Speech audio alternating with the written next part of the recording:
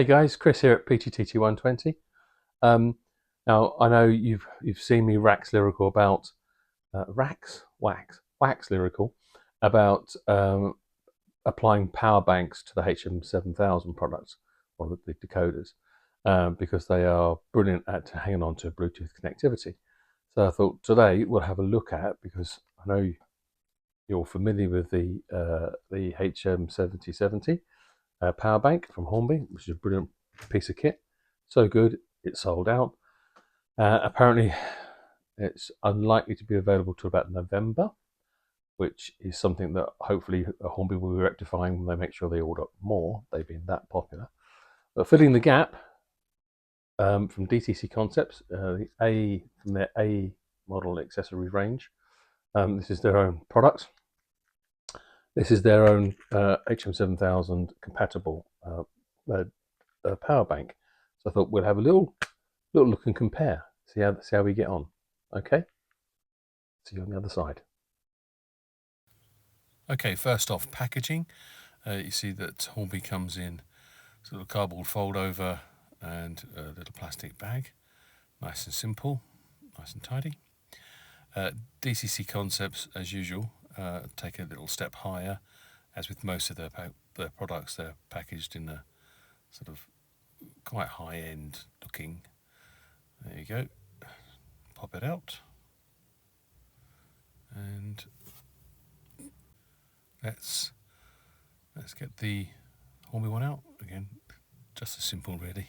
That pops, and there we have the two of them.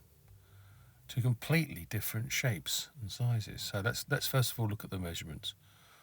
Okay, so we've got 11.3 wide and 9.23 thick and 19.6 long for the Hornby, and the DCC Concepts a little longer, 21.5, width 16.9, again wider, and then thickness 5.5, so considerably thinner, which might give them an advantage. Okay, let's look at the weights. So the Hornby comes in at 4 grams and DCC Concepts at 3. Sorry for the flickering. Okay, let's open one up. My favourite tool, we're Phillips 00. Now I'm sure you've seen this before, so we'll just speed this up. It's 4 long screws. Help to have some tweezers to help you tweak them out. There we go, little shake here and there. Bump, bump, bump, and should be job done. Carefully need to ease her apart. Get hold of the orange tabs at the end, and actually pops. Now I've already got a Hornby one already in here. Stuck in place with a little bit of tack black. So we'll pop that out of the way. Let's look at the shape of this. Well, it looks like it's going to fit in there okay. Maybe a bit too long, so we might have to put it at an angle.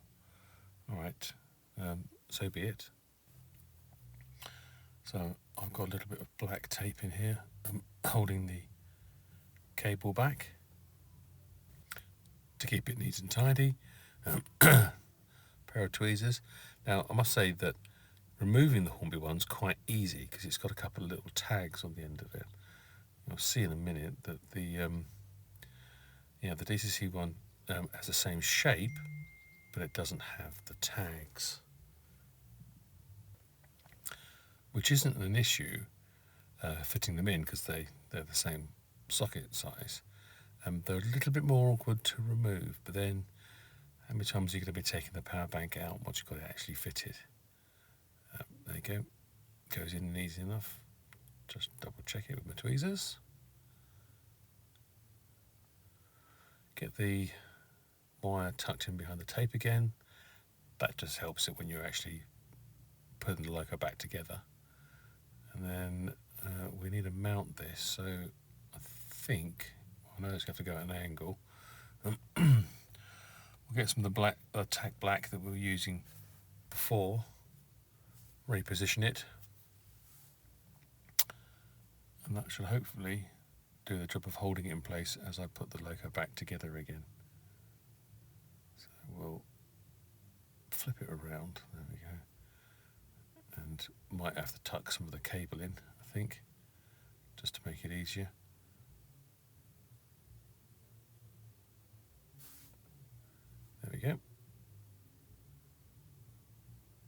probably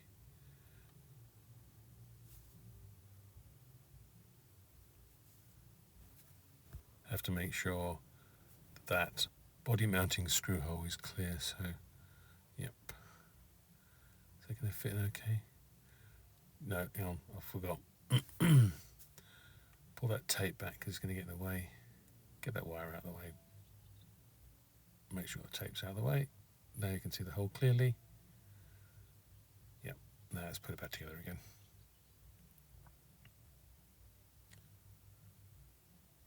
Bit of a wiggle. And slots in nice and easy. Job done. Couldn't be easier. There you go. Ta-da! There you can see the cable through the windows, so it probably wouldn't hurt to have some black tape over that. Here's another cracking product from DCC Concepts. It's the Cobalt Alpha Power. It's what I use for everything. It's so super smooth. You get no peaks. It's just what the doctor ordered. So let's fire her up.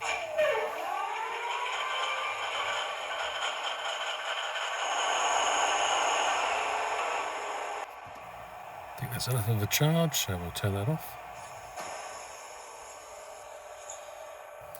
And we'll time this, and we'll keep an eye on the Bluetooth sign on the left hand side.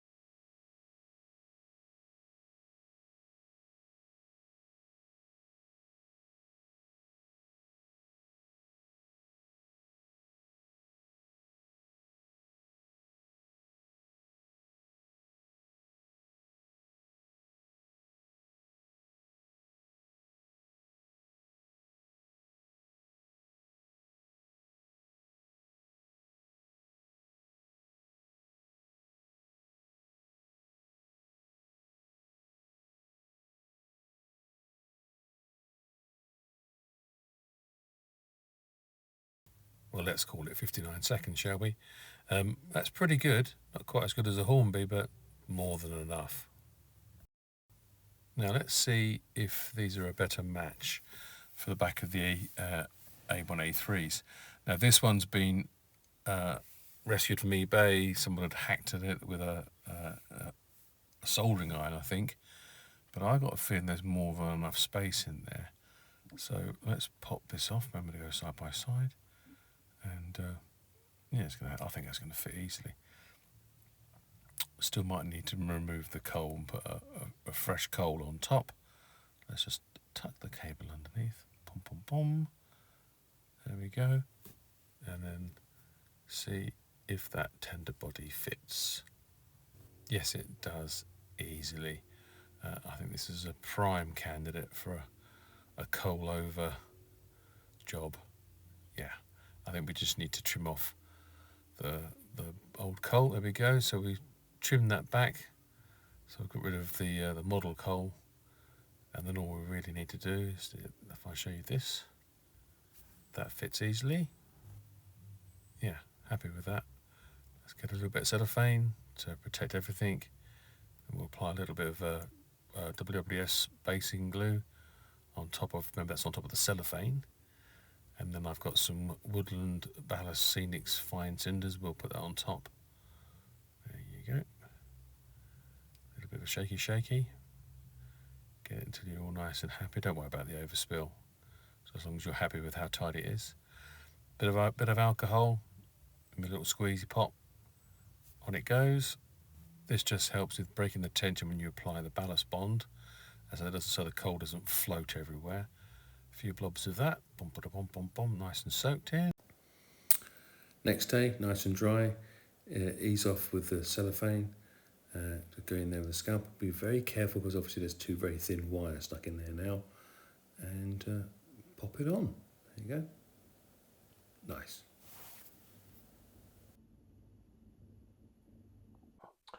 Right then. So to just do a little quick recap, shall we? Okay, so the HM7000. Let's have a look at price first of all. The HM7000, they're $15.99 recommended retail price. Obviously, at the moment, you can't actually buy them. And the AE products, or the DCC Concepts product, is £17.95.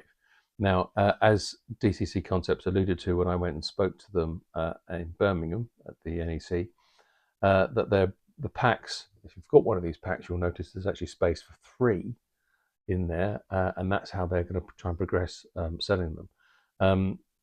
So they can bring that unit price down. So you'll be buying them in packs of 3, though. Now, they're also out of stock. As soon as they seem to get them in, they go straight out again. But they seem to be able to deliver another batch more quickly than Hornby at the moment. So there's something that Hornby needs to sort of keep an eye on, I think. Right. Next thing, weight. Now, the Hornby one was, on my scale, said 4 grams, and the DCC Concepts was 3 grams. I don't really suppose a gram's going to make that much difference when it comes to the operation of these vehicles, these locos. Strange enough, in the Hornby catalogue, it has it down as 2.5 grams. I think it's something like that. But anyway, certainly a little bit heavier than that. Now, sizes. Now, here's some odd ones, okay, because as you saw, we measured in the video, right? So the Hornby one, it says in their literature on the website that this is without its packaging. Now, I assume this means actually without the big rubber jacket on it, because they've got it as 18 by 10 by 7 mil. Now, I measured it with the jacket on, and it's larger than that. It's 19.6 long by 11.3 wide and 9.2 thick. It's quite a chunky little piece. Still small. It could be smaller. The DC Concepts version, now on their literature, they say 23 by 17 by 6. Actually, a bit smaller all round than that, rather than larger. It's 21.5 by 16.9 by 5.5. So longer and wider than the Hornby one, but considerably thinner, which, as you saw, makes it an ideal candidate for doing a coal-over job in the back of a tender, if that's the way you want to go. It's still not slim enough to fit without doing that surgery, but there you go. It might be more helpful in some of the other models that are out there, particularly the 00 stuff, if you're a cross scaler and watching my channel. Now, for me, the all important thing really is that it has a long enough time to hang on to the Bluetooth connectivity. Timing them both, I found that pretty much on average, that the Hornby one will will keep a Bluetooth connection for 1 minute and 17 seconds, which is probably about a minute longer than you need it, if I'm honest. But hey, I'm not going to complain about having 1 minute and 17 seconds. The only time that's ever awkward is when you're trying to reset things, but actually, it's not that long at the end of the day. The DCC Concepts one runs a little less. It's 59 seconds. But even so, 59 seconds is a whopping amount of time. When it comes to having sound and action and lights going on, it's a bit harder to quantify, which is why I did it. These numbers are from when you have no sound, no movement, and no lights or anything, because that's the one I'm trying to sort of measure things by, because I find it the reason why I'm using a power bank is I want to hang on to the Bluetooth connectivity. It's as simple as that for me. They both lose time when you're using them with action, but they're more than capable of taking a fully loaded loco with all its bells and whistles clattering and lights going on, flashing or whatever, over a plastic frog or an insular frog. As simple as that. It'll go over dozens of them. Nice that they both now will charge from a stationary vehicle and don't need to be moving to charge. That's helpful. All in all, I think they're both great products. I think they're both brilliant assists to the HM7000 system. They really are, I think, integral as far as I'm concerned. I know other people have no problems without using them, but this is for me. This is what I find. Okay. The only thing that I think is particularly poignant is the different shape. And although the DTC Concept one will fit into the back of Hornby's HSTs, I find that the Hornby's own one is possibly a better fit. Well, it's I think an easier fit. I'm going to put it in at a jaunty angle. But that's it, really. Any thoughts about it? Please put some comments below. And please don't forget to, of course, like and subscribe. Share this on social media if you fancy. And we'll see you soon. Take care. Bye-bye. Detriments, you call us? Detriments? Well, I want to remind you it was detriments like us that built this bloody empire, and he is out to the bloody Raj. Hats on. About turn.